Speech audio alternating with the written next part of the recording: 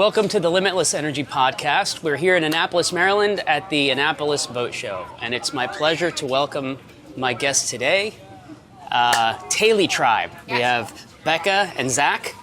Welcome. Thank you for having us. Yeah, we're really excited to be here. Yeah, so it's kind of cool at the show here. We have a whole slew of YouTube channels that are here, sailing YouTube channels, and you guys started up when? When was your channel? So we bought the boat March 2022. Okay. We've been doing a little bit before that, but more kind of just hiking and kind of our weekends exploring around South Wales. UK, and then when we bought the boat, that's when we kind of went all for it.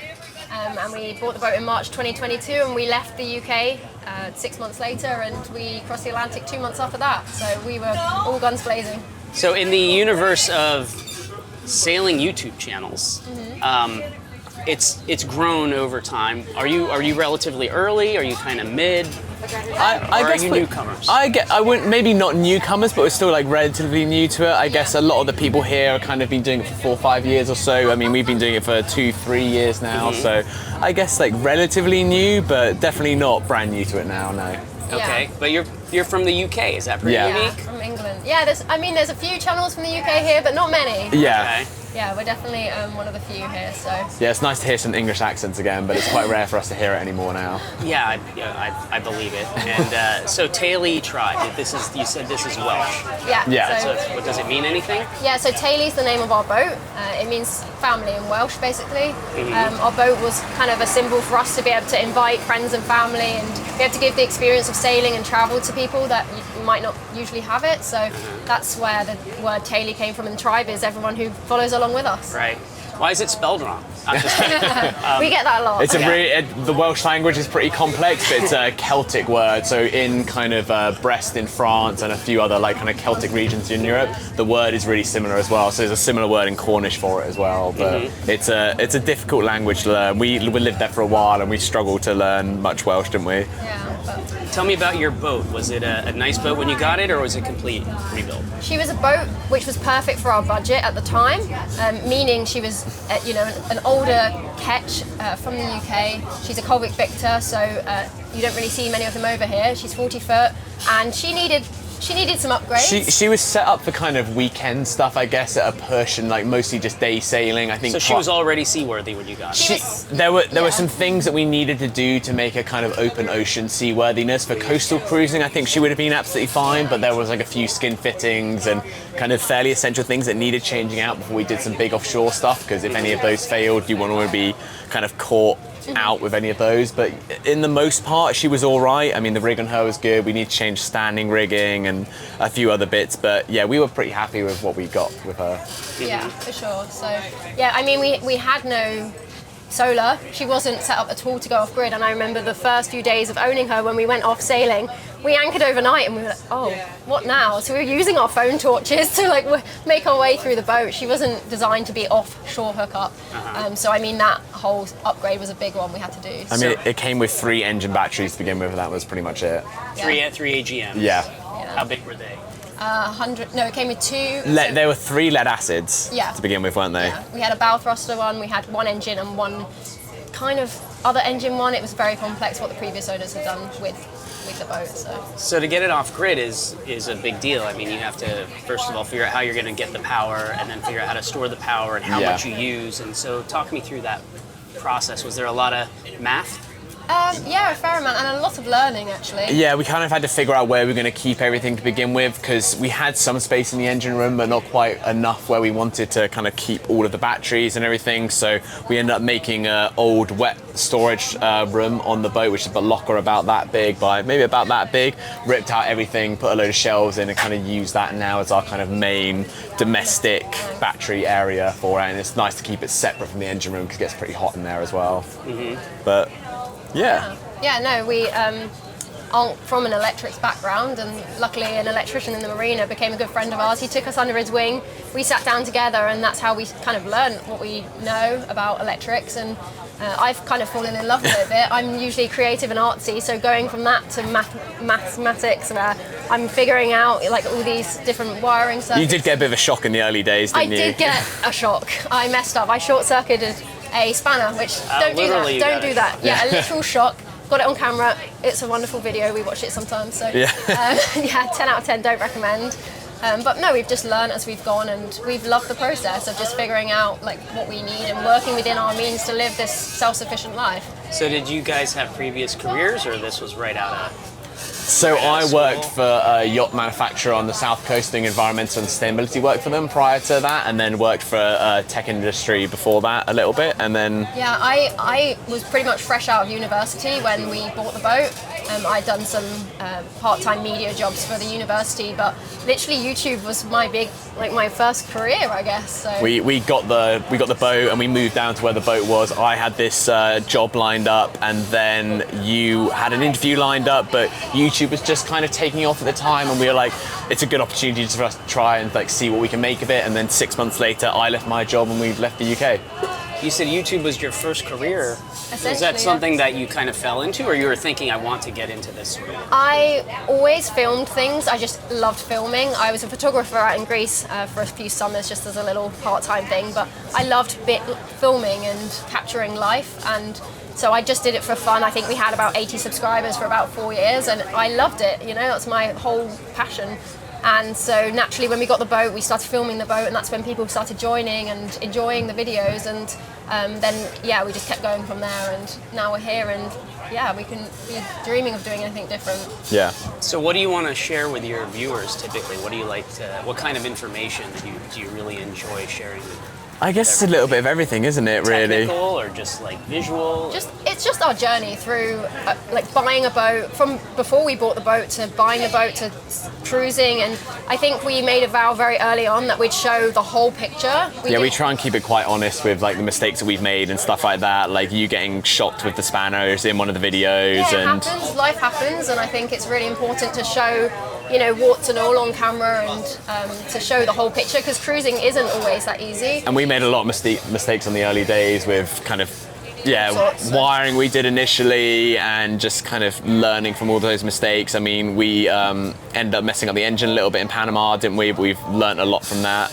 Yeah, it's all a learning experience, and I think to be able to either share that with people so they don't make the same mistakes, or for them just to feel less alone in their own mistakes. I think it's really nice that like everyone's in it together, and we're showing that this is the cruising life, the honest cruising life. And have you been around the world? Not yet. It's on the list. Okay. We're going to go up to Alaska for next summer and do a big loop around there. So we're currently in Pacific Coast Mexico, and we're going to work our way up to mid-Mexico, and then cross over to Hawaii, and then do Alaska and be up there for that summer. And then after that, we'll hopefully head back down and then go to French Polynesia and carry on going around. Nice. So you spent most of your time so far in the Atlantic between here and UK? Yeah. Yeah. So we bought the boat in the UK. We went all the way down through Europe, Africa, to Antigua, down to Grenada, Colombia, Panama, Costa Rica, through the canal.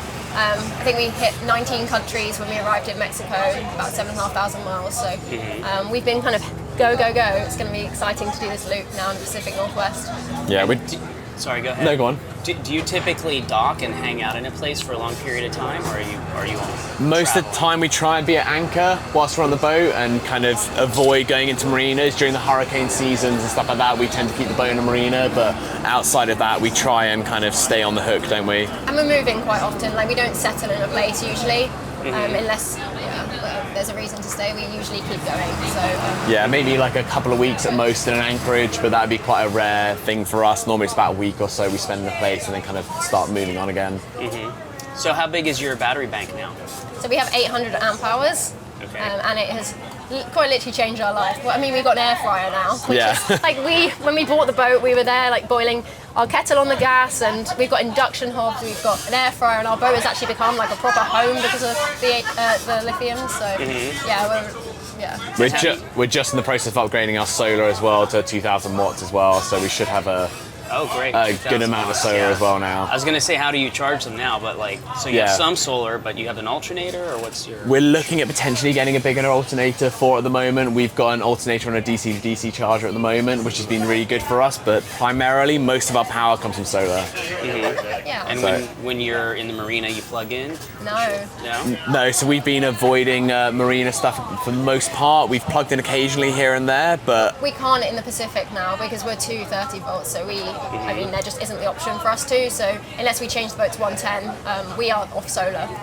So I think 2,000 watts should be able to cover us for pretty much every need we need. So yeah, it should be alright, shouldn't it? yeah, As YouTubers, I imagine you have a lot of interaction with your tribe. yeah. So, what do they like the most? Is it the technical stuff? Are they interested in the electrical?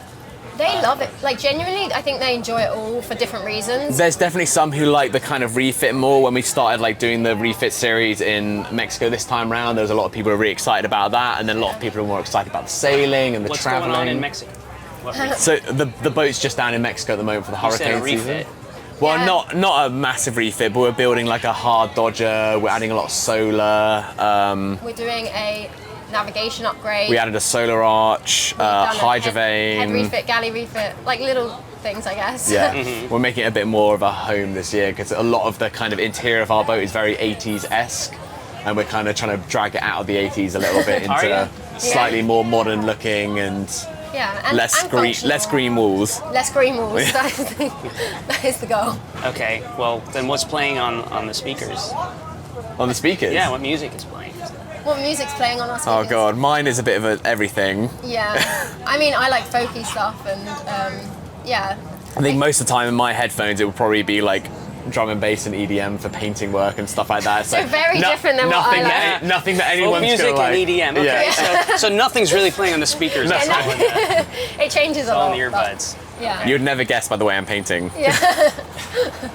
Okay, so you started out with lead acid batteries and ended up upgrading to 800 amp hours of lithium. Yeah. Was there a reason that you decided to do that? Did you need more power, or what precipitated So that? we actually went from the lead acid, and then we upgraded to 400 amp hours of AGMs in the middle there.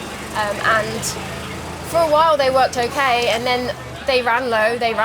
Trying not to get under the 50% was a big thing. So basically we only had 2 batteries. And then one day we woke up to the smell Well, of... we were in Aruba, weren't we? And it was like the middle of the night. And you woke up, didn't you? You were like, something smells really hot. And the bulkhead my feet were up against was burning hot. The battery cupboard and the way it works is where our cabin is, on the bulkhead in between our cabin and where the battery cupboard is. It's probably about like, it's probably like an inch of plywood or so. And we went to the cupboard, something was hot and we could smell it was really hot. We put our hand on the back of the bulkhead there and it was like, you couldn't hold it on the wood. It was so hot. And so in the middle of the night, we ended up taking out all the batteries, unwiring everything, how did I get the battery out of there? 'Cause it was so hot. I can't remember, but the battery was a balloon and the battery dripped through the boat. And Yeah. at that point, we got it off the boat. And we managed to winch it down because we were on the Were you in hard. marina? We were on the hard in the marina, so we had to winch it down off the boat because I couldn't carry it. So we got it outside of the boat, which was good, and then we had to rig it up with some lines and winch it down off the boat and just put it Very under, dramatic. put it a long way away from the boat, out in the middle of the yard where no one would kind of like get in the way of it or anything like that. But that thing was so hot. and dangerous, and that Yeah. really woke us up. We were like, we need more power. This is the perfect catalyst to get us to get more power, and we need smarter power too. These have BMSs in them, and they are so much safer. Like we would never go back now. So, Yeah. that was the big thing that made us change. I think we were initially nervous about going with lithium iron phosphate batteries because there were some like older, saltier sailors in the marina who had always like told us like stories about it. But after we had done our own research into it properly and looked into it, we had no idea what they were on about because all of these, it's just. What were these salty stories? Just them getting hot and Yeah. not having smart enough systems to be able to cut the batteries out. But then, you guys have come in and actually put something specifically in place, like BMS, to be able to stop that from happening. Like there is so many fail-safe methods in those batteries. They're smarter than me. I think some people get very stuck in their ways with this kind of technology and stuff like that and just don't want to change. But like everyone that we know, everyone who owns a boat, everyone here has all got lithium ion batteries now. So. Yeah, the industry is changing a lot, and, Yeah. and they're getting a lot better at regulating and deciding what's safe and what's not safe. Yeah. So, Yeah. good for you guys for finding us. Yeah, no, we Yeah, couldn't thanks for have it having any us. other way. Thank you so much for joining the Yeah. podcast. Yeah, thank you. Thank you so much for having We us. love them. Like we genuinely love the batteries. Like it's easy to be enthusiastic about them. So Thank you for saying that. We work hard at it. Thanks for joining us in Annapolis, Maryland at the Annapolis Boat Show on the Limitless Energy Podcast. Be sure to subscribe on any of your favorite podcast platforms.